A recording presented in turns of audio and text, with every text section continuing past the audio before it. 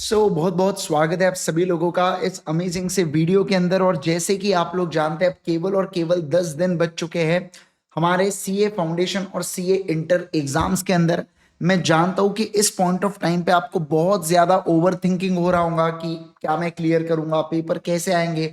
Foundation वालों बच्चों को अलग ही डर है कि इस बार 3.5 दिन की छुट्टी है सर, तो पेपर बहुत डिफिकल्ट पूछेंगे क्या।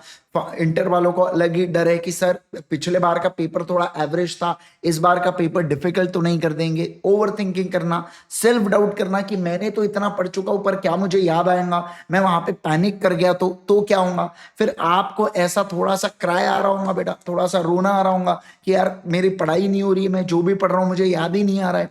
या इसके अलावा आप कुछ लोगों को अलग ही फोम हो रहा है कि मेरे दोस्त तो सेलिब्रेट कर रहे हैं पर मैं सेलिब्रेट नहीं कर पा रहा हूं। ऐसी अलग अलग परिस्थिति आप सभी लोगों के साथ इस समय हो रही होंगी और मैं इसको एकदम बढ़िया से समझ पा रहा हूं, मैं इसको एकदम बढ़िया से मतलब फील कर पा रहा हूं। क्यों?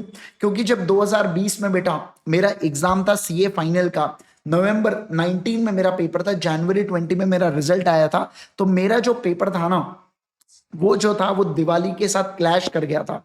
अब आप सोच के देखो, एक बार का 31st चलो ठीक है कम ज्यादा, लेकिन दिवाली का त्योहार हमारे यहाँ पे कितना ज्यादा धूमधाम से मनाया जाता है। और उस समय बेटा मेरा क्या था, उस समय मेरा पेपर था, मैं दिवाली के दिन भी पढ़ रहा था और उसके बाद उसके क्योंकि उसके इमीडिएटली अगले दिन हमारा पेपर था। अब शाम के समय तो इतने सारे लोग अलग अलग पटाखे फोड़ रहे हैं, मजे कर रहे हैं, फोन कर रहे हैं, एक दूसरे को ग्रीटिंग्स कर रहे हैं, आप समझ रहे बात को। तो अलग अलग प्रकार की चीजें चल रही थी। बट आप समझिए, what kept me going was ये थिंकिंग कि यार इंद्रेश, इस बार की तेरी दिवाली खराब हुई है चल जाएगा, बट आज से तू खुद को ये प्रॉमिस कर दे कि अगले साल से जो तू दिवाली मनाएगा ये एक भी तेरी खराब नहीं होनी चाहिए। मतलब मैंने कहीं ना कहीं एक प्रकार से खुद को ठान लिया था कि यार मुझे अपना बेस्ट देना है।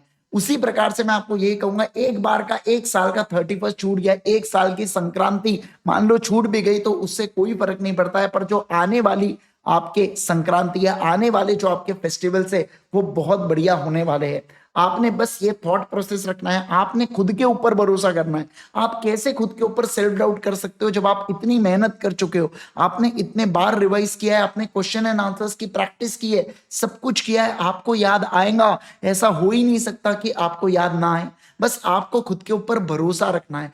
आप जहां पे सेल्फ डाउट किए वहीं पे फंस गए बेटा। सेल्फ डाउट से अपनी ही बर्बादी होती है, सेल्फ डाउट से अपनी खत्म होते हैं। ऐसी कोई भी हरकतें हम लोगों को नहीं करना है जिससे हमारा इंपैक्ट डायरेक्ट मार्क्स के ऊपर आए, जिससे हमारा इंपैक्ट हमारे पेपर के ऊपर आए। हमने ऐसी कोई भी चीजों को नहीं करना है।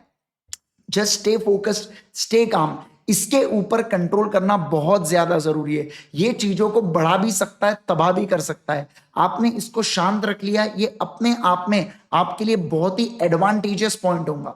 देखो मैं जानता हूं, अभी मैं आप सबको अभी से बता दूं कि आपके पेपर में इंस्टीट्यूट आपके साथ खेलती है। वो साइकोलॉजिकली ऐसी जगह क्वेश्चंस को, डिफिकल्ट क्वेश्चंस को प्लेस करती है। पूरे 100 मार्क के पेपर में 20 नंबर के क्वेश्चन ही सबसे ज्यादा डिफिकल्ट होंगे, लेकिन वो 20 मार्क के क्वेश्चंस का जो प्लेसिंग होगा, जो फील्डिंग इंस्टीट्यूट सेट करेंगी, इतनी जबरदस्त सेट करेंगी कि आप कैच आउट होते ही होते हो। समझ रहे क्या? मान लो जानबूझ के पहला क्वेश्चन डिफिकल्ट दे देंगी क्योंकि उसे पता है आप सबसे पहले पहला क्वेश्चन ही पढ़ोगे और पहला क्वेश्चन आपको नहीं जमा तो आप जो डाउन होंगे, जो आपको फील होगा कि शायद लगता है मेरे पेपर की ऐसी तैसी हो गई, इंस्टीट्यूट चाहती है, वहीं पे उसने बेटा 30% रिजल्ट कम कर लिया क्योंकि कुछ बच्चे उस सदमे को सहन नहीं कर पाते और वो अपने पूरे पेपर की ऐसी तैसी कराएंगे। तो ये जो ओवर थिंकिंग है या ये जो आपको ऐसा लग रहा है कि अरे फोमो क्रिएट हो रहा है, ये सब टेम्पररी बातें है बेटा। आपका बस फोकस एक ही चीज के ऊपर होना चाहिए कि कैसे मैं अच्छे मार्क्स स्कोर करूंगा अपने आने वाले एग्जाम्स के अंदर। आपने बहुत अच्छी पढ़ाई की है, आप बस खुद के ऊपर भरोसा रखिए। मैं बस इतना चाहता हूं कि आप खुद के ऊपर कॉन्फिडेंट रहिए। जिस समय आप खुद के ऊपर कॉन्फिडेंट रहते हो ना, आप 50% लड़ाई जीत चुके हो। अब केवल और केवल 50% बची हुई है जिसके ऊपर हमें वर्क करना है। इसलिए हमेशा खुश रहिए, अच्छे से पढ़ते रहिए, बिंदास पढ़ते रहिए, किसी भी बात का टेंशन मत लीजिए, है ना। आप अपना बेस्ट दीजिए। बाद में आपको ऐसा नहीं लगना चाहिए काश मैं थोड़ी सी और मेहनत कर लेता ना तो मजा आ गया होता। आपने ऐसा, आपके माइंड में ऐसा थॉट प्रोसेस नहीं आना चाहिए। बस आपने इस बात का ध्यान देना है, ठीक है। ऑल द बेस्ट एवरीवन, बढ़िया से पढ़िए, कुछ भी लगता है तो कमेंट सेक्शन के अंदर जरूर से डालिए। इसके अलावा होप सो ये वीडियो आपके लिए बहुत ज्यादा फायदेमंद रहा हो, तो जरूर से कमेंट सेक्शन के अंदर बताना कि ये वीडियो आपके लिए फायदेमंद था या नहीं था। बाकी igsir.in के ऊपर जाइए, वहां पे फ्री रिसोर्सेस टैब है, बहुत सारे फ्री यूट्यूब के सेशंस मैंने आप लोगों के लिए कंडक्ट किया हूं, चाहे लॉ का सेशंस हो, चाहे ऑडिट के सेशंस हो, चाहे सीए फाउंडेशन लॉ के सेशंस हो, जिसको आप जाके चेक कर सकते हैं। Thank you so much, bye bye, take care. और अगर आप इस चैनल पे नए हैं तो बेटा सब्सक्राइब जरूर कर दीजिएगा, राइट। चैनल को सब्सक्राइब किए बगैर गए तो बस पाप नहीं महापाप लगाएगा बेटा, ठीक है ना। आईसीएस सब देख रहा है, ठीक है। चलिए, thank you so much once again, bye bye, take care.